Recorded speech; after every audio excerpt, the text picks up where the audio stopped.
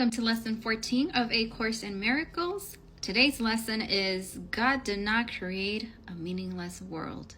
Now, if the word God triggers you, then you substitute it for something else. Use something like creator, use my highest self, the universe, life, whatever you need it to be so that this lesson resonates with you. Hi, my name is Sarai. I am a self-love, dating, and relationship coach, and I have coined myself the modern day hitch mainly because I help singles just like you find their most compatible partners, all through the power of self-love. Because if you learn how to choose you, love you, pick you, not in the egotistical way, then you will be attracting your most healthy relationship. The healthy relationship that you have with yourself is a healthy relationship that you're going to manifest into existence. So lesson 14, God did not create a meaningless world. And what does this really mean? Is it really denouncing everything that we know as a reality?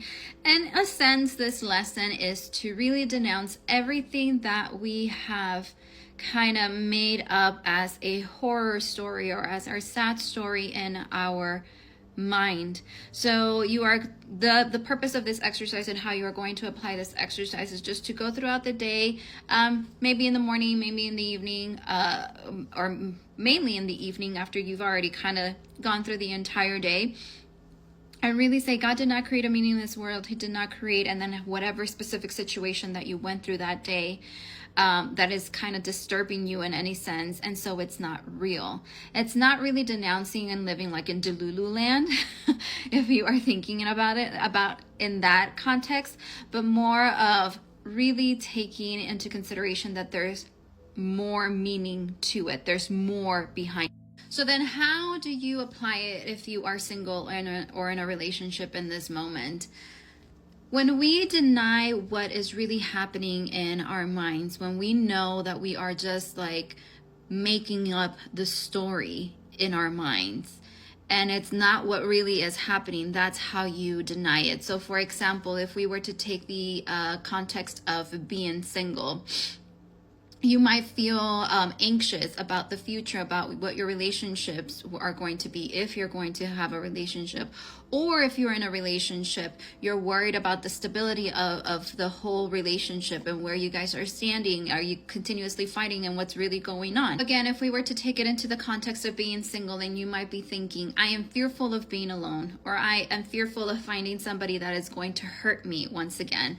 Then you deny its power over yourself. So I am fearful of being alone, but I deny its power over me. What this lesson is really trying to teach you is how to choose not to give into those fears and control over you, but instead keep your peace of mind of knowing this fear is not going to control me. It's pretty much it.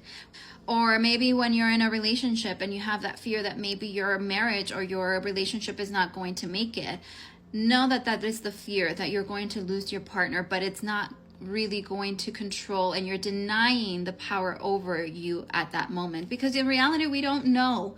We go and we spiral into our thoughts and we are like, oh my gosh, the world is going to end. That is what this lesson is all about. That God in reality, life in reality, the universe in reality, whatever you want to call it, did not create a meaningless world. So how can you tap into those fears to see, and then you can deny them? You can close your eyes, and this is how the book kind of gives you the exercise to do. Close your eyes, take some time, maybe a minute or two, and just really think of all the things that come into your mind during that time period or during that minute and a half, and really see, like, okay, I'm fearful of this, but I'm not going to let it control me or take power over me.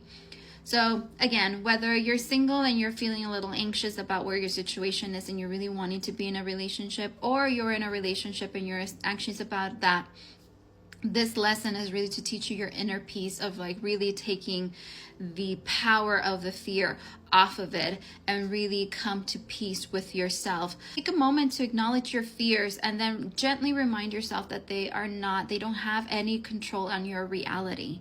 When we start assuming, when we start thinking too much of it, that's how things manifest into our life. So if you are constantly thinking it, then it's going to happen. So how about we deny that reality? We deny that power that fear is giving you right now. And we say, this is not my reality right now. Do you really know if your relationship is going to end? Do you really know if you're going to end alone for the rest of your life? No, you don't. You are perceiving these things because you are experiencing other things in your life that are making you believe that. But if you just take a moment to stop, pause, break, and take a deep breath, close your eyes, and really just acknowledge your fears and then denounce them and say, this does not have any power on me, then you'll have a little bit more of peace of mind. This lesson is not for you to go around being all delulu and like, oh, it's not my reality, I denounce its power over me. No, it's not about that. There's so many other factors that if you've been following, this is lesson 14. If you've been following since lesson 1, you should know how this applies now into your perspective of your reality, where you have been about your experiences, your judgments, your subconscious, and how it works with all of the moving mechanisms of what your mind and your reality really is. Can these lessons stand on their own? Yes. But do they work off of each other? Of course. Do you need to do them all in chronological order? No, you do not. You can pick up a lesson and just do it and apply it into your life. But keyword there, apply it into your life.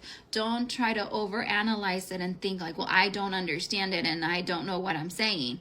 Just say it and your mind will eventually pick up on it. Believe me, because it's a lot of words that we say, but once you really apply them into your life, that's when they make sense. So I highly suggest that you apply these more than just saying them out loud. So let me know how it went for you. This is lesson 14. If you need to save this, save it for later. And if you're not following, go ahead and follow me for more about A Course in Miracles. It's getting interesting, guys. It's really getting interesting. We're really getting to the nitty-gritty, to the bigger aha moments. If you need help on how you're going to apply all of these lessons in your individual life and your individual perspective, then let me know. Let's set up an appointment and let's talk. Until then, I will see you all in lesson 15. I am sending you all lots and lots of love and light.